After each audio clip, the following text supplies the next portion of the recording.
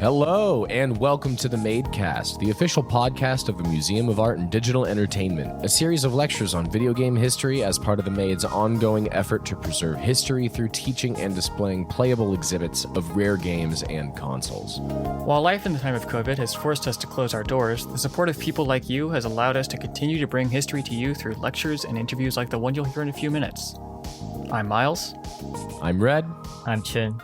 And I'm Anthony. Today we get to listen in on Alex's talk with Michael Martin, who is part of the core team behind Ur-Quan Masters. Ur-Quan Masters. They talk about his experiences working on the open source port of Star Control 2. It's going to be an exciting one today. This is a really good conversation about the struggles with trying to port Ur-Quan Masters, which is essentially like the spiritual successor to Star Control 2. It's literally like they took some of the... It's using all like the open source software from Star Control 2 to basically keep it going and make it working on all these new systems. But because of constant code change and big platforms like Apple switching their code and using something else, they have to recode an entire open source game to make it work or something. It's an interesting talk. I also want to urge everybody out there to give Ur-Quan Masters a shot. UR-QUAN Masters. You can just Google that, and then you can find a link and get it all set up. But first, the news. The Amiga is getting a mini machine. I wonder it's a kind of trend when everyone is going to make a mini version of the old console we have in old days.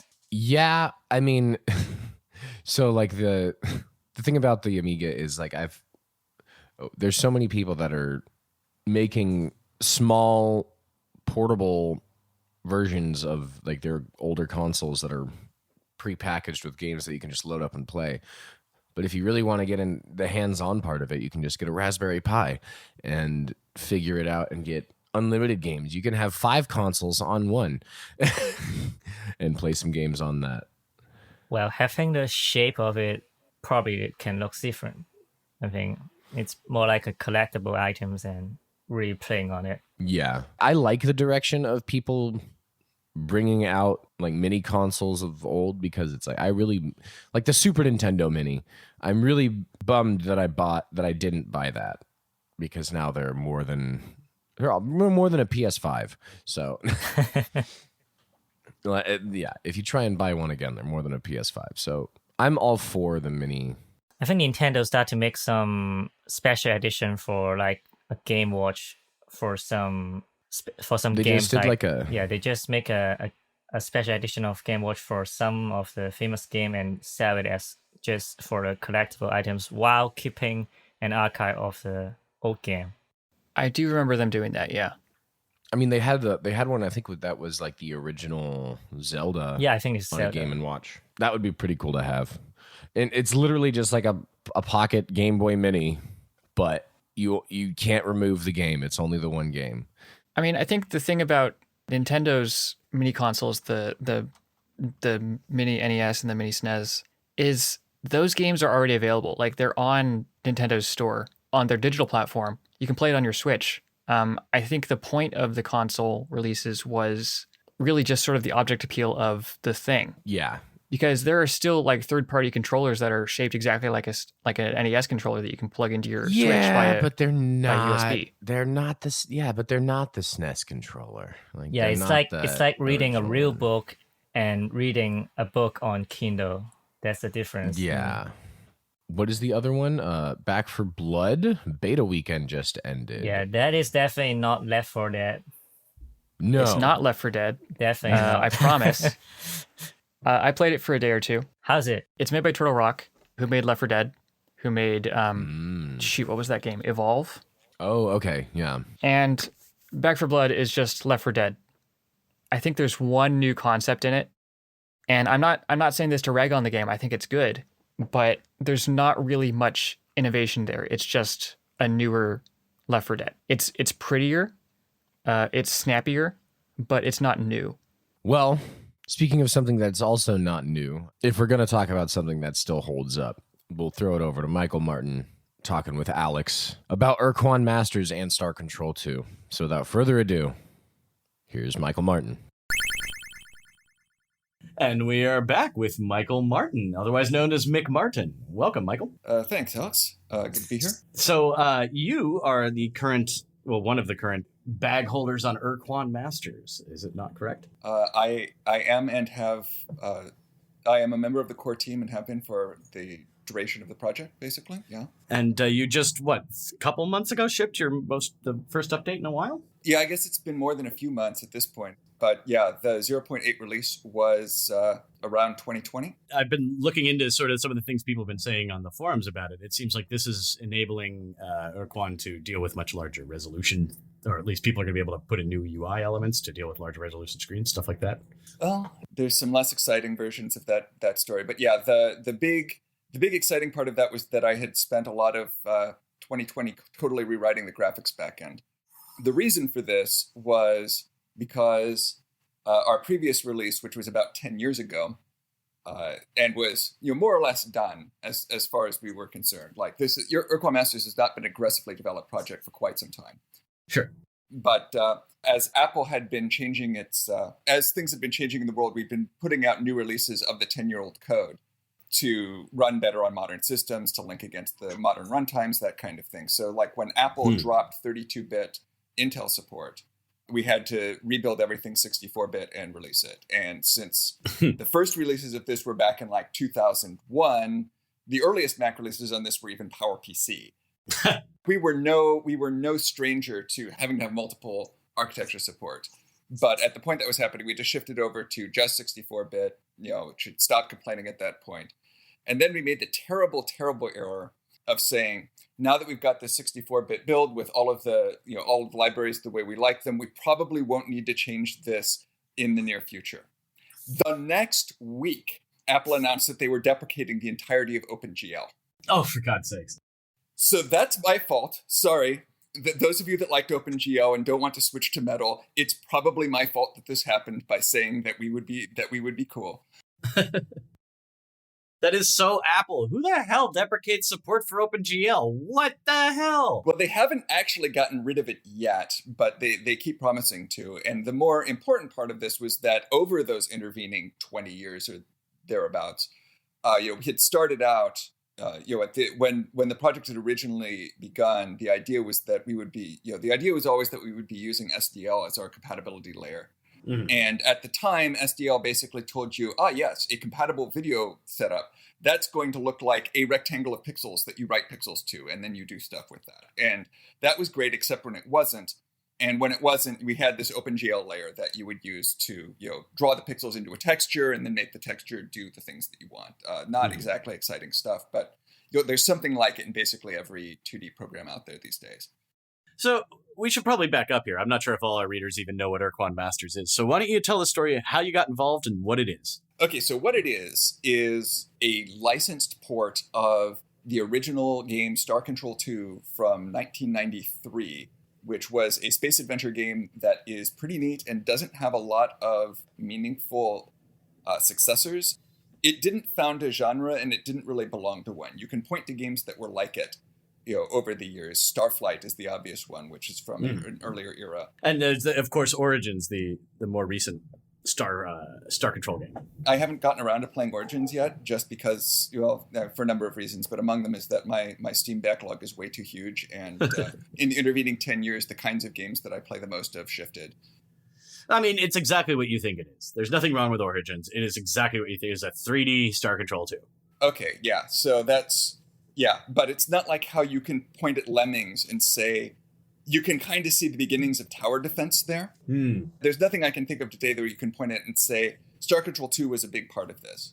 Like the things that could conceivably have come out of that wound up following Fallout instead. Yeah, No Man's Sky, I guess, would sort of be a successor. But by no means. Yeah, I mean, it depends on how you think, because I always thought of it as more of an adventure game with space combat. See, I see it as an exploration game. Yeah, and so like for me, it's a graphic adventure. I can see that, because you do have to sort of slot in the things with the various races instead of NPCs.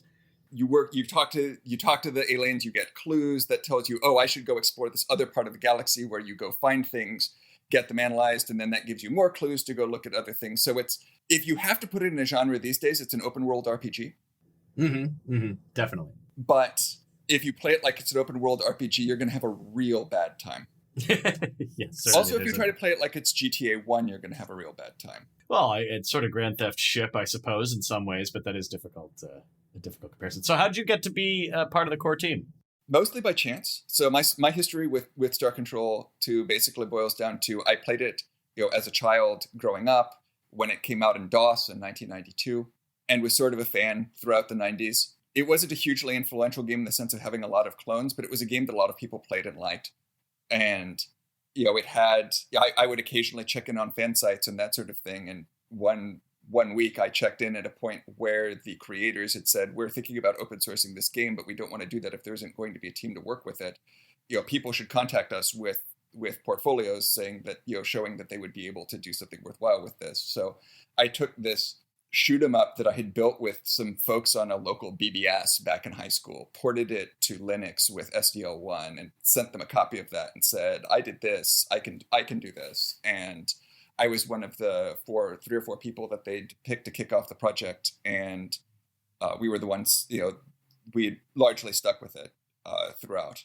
The thing I love about it is this is 100% completely sanctioned by the original authors who still had access to the IP, which is crazy. And that they also allowed you to port the arguably the best version of the game, which is the 3DO version, right? Well, it turns out that this was because they hadn't really, this was an era before version control was standard. So we got the 3DO version because that was the only version they had. That was the most recent revision. Right. And so the flip side of this is that, as far as I know, the Star Control 1 sources are still lost. Because 1 was turned into 2 DOS, and 2 DOS was turned into 2 3DO. And that went from there. Yeah. It is true that it is definitely the case that Ur-Quan Masters is one of the earliest cases I know of a public licensing of an older game.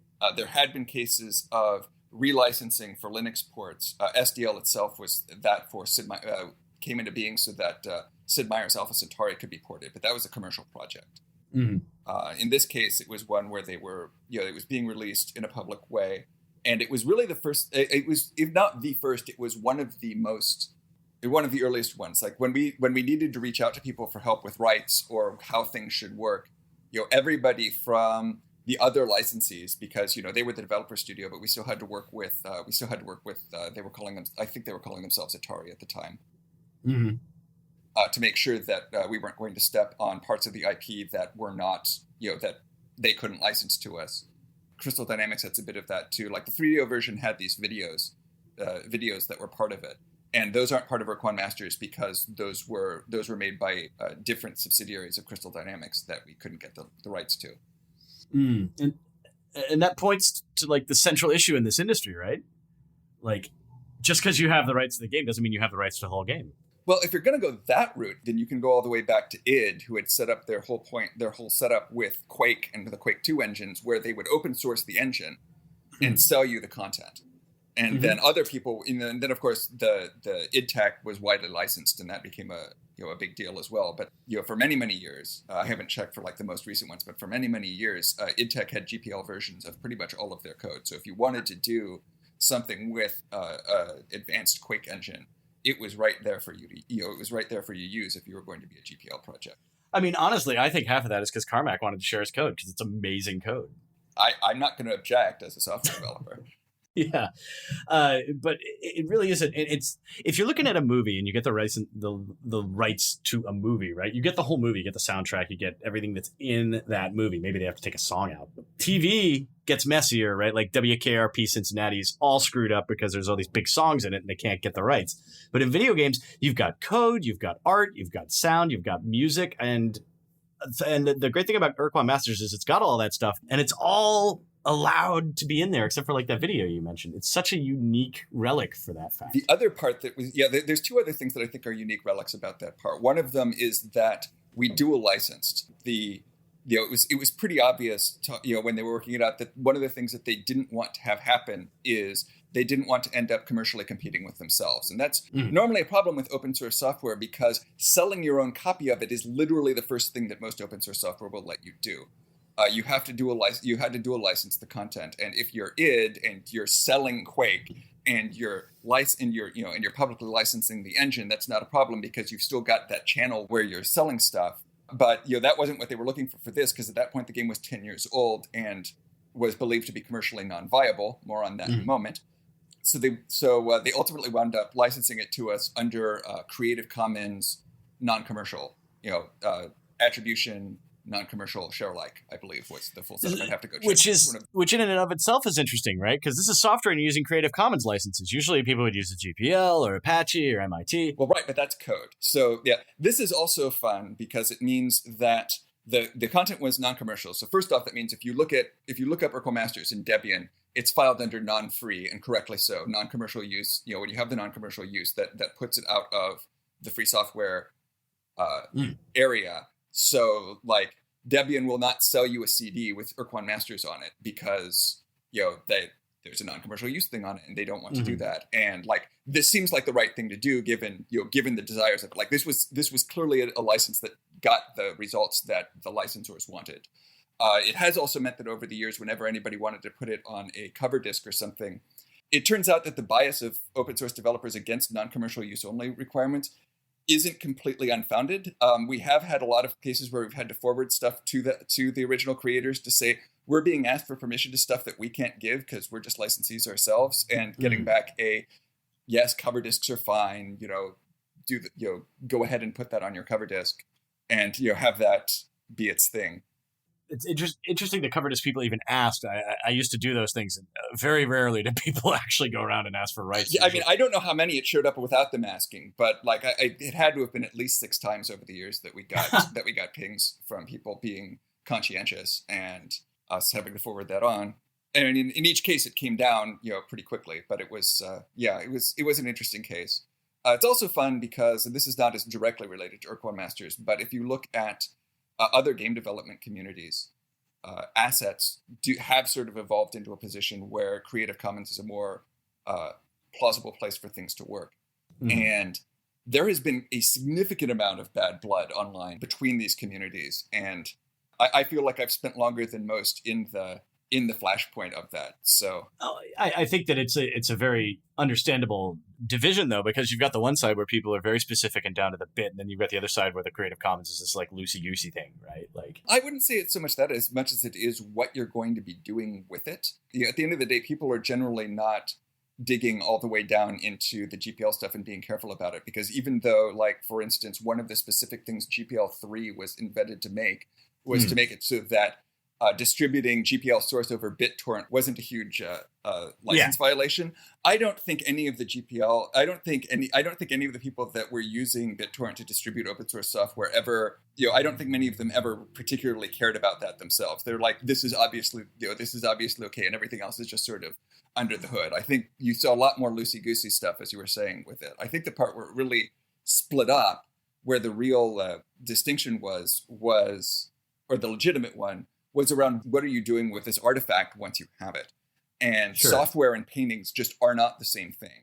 No, definitely. And so, after most of the work in Ur-Quan Masters happened, I went and spent a fair amount of time working in the text, working with the text game communities on stuff, which had a very similar split involving preference for Creative Commons for a lot of their work compared to a lot of traditional open source licenses. And people get very rude about that if they think that their preconceptions are being challenged. Well, I guess what I meant by the loosey-goosey attitude is sort of, if you go to the Free Software Foundation and ask them about free software, Stallman's still there, and he'll give you a friggin' phone book of explanations about it, right? You go to like Lawrence Lessig or Creative Commons guys, they're like, attribution, share and share alike. Like, they have it really concise, right? And it's something that an artist can understand. Whereas if I were to go to, any software developer and ask them the difference between Apache, MIT, and GPL, 50% of them are going to be able to tell me, right? Right. And I mean, we actually talked to the FSF very early on because we had some original questions about, like, what do we need to do, if we were going to release this whole thing under GPL back when we were deciding what sort of licenses we were going to use for stuff. There was the question of what should we do for, for the 12 hours of audio that are the dialogue in the game, for example. They're like, oh, well, obviously this should be shipped in every copy of everything as uncompressed audio, because that is the form in which you would traditionally edit it. And we said, right, so releasing everything in GPL, GPLing everything is off the table for technical reasons. Yeah. Because in 2001, casually throwing a gigabyte over your links per download is not a starter, particularly not when you're a grad student, which is what we were at the time, and we'd have been fronting it. That's an interesting point about the GPL. Like, compressing the audio makes it non-GPL compliant. Well, because it says if you're going to distribute it, should be in the form that you edited it in. And so, that was they gave the answer that was consistent with that. No, you're right. And exactly, that's exactly sort of the problem with the FSF, I think, is that, like, they've built this box, and if it doesn't fit in that box, it doesn't work. I'm going to be polite about this and leave my personal opinions out of it, and just note that our project, as we were licensees and all of these things, and our goals have generally been practically, have generally been driven by the practicality of things rather than the ideology of it. Mm-hmm. I mean, that's the FSS problem right there, is that it's an ideology-driven organization from the core. It's not really driven by practicality. Yeah. Now, the other thing that sort of went wrong with Ur-Quan Masters, and I can't say it went wrong, is that, but it is probably one of the reasons why we didn't see a lot of development over it over the past 10 years, is that 2010 is about the time when when the core team mostly drifts apart after, 10 years is a long time to work on something, and we've gotten to the point where it was basically where we wanted it to be. But 2010 is also the point where DOSBox actually gets to the point where it's actually working. Once that happens, DOS games start becoming commercially viable again. Star Control 2 becomes available for purchase, and a lot of people will just go and buy it and play that one themselves, or get it as part of a package, or what have you. Yeah. That said, it's been tremendously gratifying to see that most of the reviews of commercial versions of Star Control 2 say, "Why would you do this when Ur-Quan Masters exists?" This is not, for example, what will happen. You do not see that review for instance, Civilization 2. You do not so often see, why would you play Civ 2 when Free Civ exists? Oh, absolutely. Actually, Heroes of Might and Magic 3 is similar. There are like 3 different distributions of it, and only, I think the GOG version is the one, maybe. No, actually, I think it's ScumVM is the fastest one that actually, like, works well. But, like, there's a GOG version, there's a remaster on Steam, and they're all... People have very strong opinions about which one is the best one. Yeah, so it's sort of an interesting setup there. But when we had started, there was really no choice for it. As developers, it was like, this was a game we liked. The developers published the source code in a not entirely runnable form, but with promise. How do you get this to run on a modern system? And we wouldn't know at the time that 3DO emulation would turn into a complete garbage fire, but the 3DO project did not succeed. But DOS emulation at the time, and the state of Windows around, this was around just before XP came out, was such that if you wanted to play Star Control 2, you really couldn't. You needed a mid-90s DOS machine if you wanted to play it. So a machine that was 5 years old and that had an antiquated operating system on it. Because I'm not sure Windows 98 could handle it. I think you might have actually needed Windows 95. That makes sense. 98 was kind of a garbage fire, but better than 95 and better than me. I mean, 98 SE was what I was using in the initial development, and it was quite good. Well, I'm sorry to cut you off there, Michael, but thank you for all the work that you've done. I absolutely adore Star Control 2, and I've been so excited that Ur-Quan Masters has been here. I've been playing it since right at the beginning. Also, I never did answer your initial question, though. Oh, yeah. Which is... development resumed because once Apple started changing their hardware and their software significantly, we needed to port SDL over to SDL2, which uses a graphic accelerator as its fundamental notion. So if you're running this new version of Ur-Quan Masters, the gameplay hasn't changed a whole lot. Like, you can name your save games now, basically. But if you look at like a GPU render or something, it's actually using Metal or DirectX 11 or what have you under the hood, because SDL2 actually has modern graphics drivers on it. Yeah, and no more OpenGL. Well, you'll still use OpenGL if you're running it on Linux, because that's the default accelerated stuff, at least until they make Vulkan the default. But if they do that, we won't have to change. And we didn't have to change that much to port it over to make everything accelerated with this other stuff too. So, I'm pretty happy with the work the team did 15 years ago when we had our graphic stuff modularized. Excellent. That's how you pay yourself forward as a developer, right? Like, you always thank 15-year-old Michael. But yeah, I mean, the other thing is, you should totally play the game. Oh, it's one of the best games ever made. Well, we have to end it there, but thank you so much, Michael. Good talking. Everybody go play Ur-Quan Masters. Take care. Thank you, Michael, for joining us and talking about Ur-Quan Masters. That's for everything that I've constantly heard about Ur-Quan Masters and everything about it. I've seen it being played. I've never had a chance to play it myself. Well, not had the chance. I've just never set a time because every time I think about it, I just think about it for a while, and it's like an amazing. I love how it lives in my head as this like pedestal space game where it's just full exploration. But I think it's about time that I get on starting to play it. So maybe next week I'll give an update about what it's like to actually play it. What else has everybody been playing?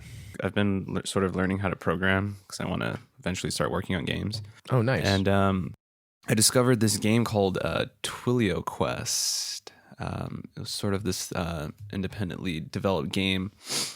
And pretty much it kind of teaches you to code through kind of like an RPG style structure, which is pretty cool. Yeah. It kind of teaches you like real world programming, like JavaScript, Python, PHP. And yeah, it's pretty cool. It's sort of in this like 16-bit sort of retro style. And yeah, I'm really enjoying it for what it is. How much have you learned so far? I've learned a good amount of Python. So I've been going through the Python sort of quest, as they put it. The quest for the Python. Yeah, exactly. Yeah. Does it actually have you working your way down a Python-shaped path? And then you reach the tail end of the snake, and it's like, you've learned me. You've learned all of me. The name of the quest is Mysteries of the Pythonic Temple. So it's kind of like a, I guess, Indiana Jones type story. This makes me want to learn more code now. It's like, I want to solve the mystery of the Pythonic Temple. Yeah. So I highly recommend if you're looking to get into programming, check out Twilio Quest. Do you all know Nintendo recently released a game that allows you to make a game? Oh, that doesn't make sense, but I heard about this when it was announced. I can't remember the name of it now. yeah, What is it? it's released and they make a game which is actually equal to their self-developed game engine. They make it for kids, so I don't think they teach you any of the real language, but they do teach you the pipeline of the game development, and they let you to work on a lot of games like shooter games and a lot of stuff. I think it's a pretty good attempt to teach games, especially to people who know nothing about language. I mean, if you tell someone to go develop some games, and the first thing you got to throw at them is like some C#, C++, C++, and I think they will freak out. They probably freak out. I think Nintendo have done quite a good job in introducing game development without scaring all the people away. So we had a program at the museum where we taught kids how to program games and everything using Scratch. That was really awesome to see how much the kids are into learning about how to code when it's put into something that makes sense, something that's not overly complicated, that's very like visually there as well. I think it's a pretty worthwhile endeavor to go through. I heard a lot of stories of probably a few countries trying to make coding a mandatory education for the early kids, and I'm start having imagination that the kids 10 or 20 years later will be laughing at us. Hey, you don't know coding? You don't know any of the language? And oh yeah, we're gonna be old men really fast. It's like, I remember Windows XP. That was my home system. Yeah. One of these, we'll get there eventually. I'm not there yet, so time definitely flies. I mean, I remember working on Windows 95. That was our home computer for a while. Yeah, remember when you drag your window, they would just do like a ninja thing and have many of them split off it. Oh yeah, it like, just drag the screen and just like leave trails around. Yeah, I missed that. It was cool. Yeah, that was cool. Yeah, they should left that back as an Easter egg function in Windows. I really love that. It should be an option. Yeah. Something like a. So I looked up the Nintendo game, and it's called Game Builder Garage. Ooh. For anyone interested. All right. I think it's about time we wrap it up, though. So we want to say thank you for listening to the Museum of Art and Digital Entertainment's official podcast. If you have any thoughts, questions, corrections, or general museum ideas, shoot us an email at info@themade.org. We would like to send out a big thank you to everyone who donated recently and to our Patreon supporters who keep the Made afloat. Patreon donors get to listen to this podcast 1 week before it's released on major streaming services. And we will continue that with future episodes every week. Till then, I'm Chun. I'm Anthony. I'm Red. And I'm Miles. Thanks, and we'll see you next time.